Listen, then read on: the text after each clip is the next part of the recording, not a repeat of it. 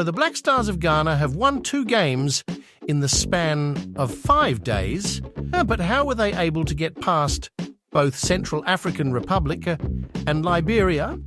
So we are going to dissect these 2 games analytically. Please note that we are not suggesting that this was his game plan, but we are giving you an educational video about how his game plan was. So this is the lineup that he used against Central African Republic. We didn't have Thomas Partey, and so we played with 2 real defensive midfielders in Seymour and Elisha Owusu, with Williams leading the line. Now obviously we were lacking the presence of a deep-lying playmaker, and so in the first 15 minutes we were being stale, but let's look at the tendencies. Now tendencies is a way of projecting how a team is attacking and getting closer to scoring. So now the lower the tendency, the lower the chance of scoring, and vice versa. But it is not an expected goals measurement, so now Ghana started to get very slow and unfortunately suffered conceding the first goal, but not by Lawrence's fault.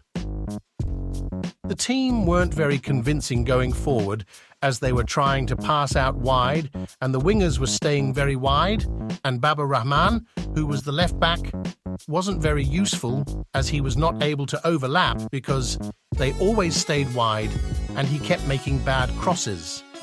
Now, of course, Ghana did retaliate by scoring from a set piece through Kudus Mohammed, making it 1.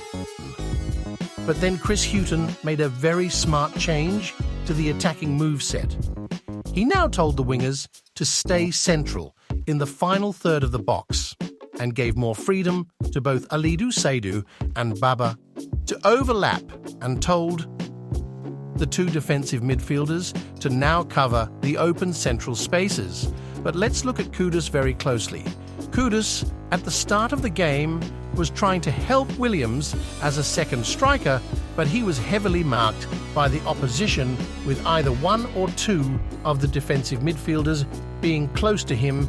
So in the second half, coach Chris Hughton decided to make him drop back and now receive the ball and progress it forward, leaving both the substituted players, Ernest Nuama and Antoine Semenyo, to get into these spaces to cause havoc in the opposition's defence. And so this attack was shaped the roof of a house which relied on wing-back action, inside forwards, and movable striker. So now in the second game against Liberia, the Black Stars played a back 3 similar to what was used at the World Cup, but with a new variation. So Kingsley Schindler and Fatawu were the wing-backs and had a 2-man midfield with a 3-person attack in Kudus, Nuama and Antoine Semenyo. Now the similar approach was used in the first game, where he told the same attacking players to go central, and this time also making the wing-backs go further up the pitch to make crosses and help in defensive numbers, because now Nicholas Opoku was shifted into the back 3 and they had Edmund Addo in midfield.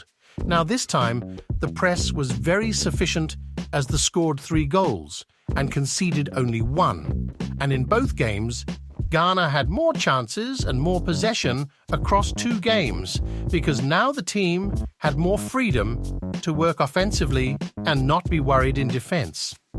So what did we learn? Now we know that Ghana is not a finished product, but we can now use different rotations and formations to manage the game in situations against teams with a low block or higher defensive line. Only time will tell whether Ghana is patient of continuing this Chris Hughton experiment. For more videos and updates about the game, please like and share the video. Also follow us on all social media spaces on the pitch side, and we will get in touch with you in terms of what videos we should make. Thank you.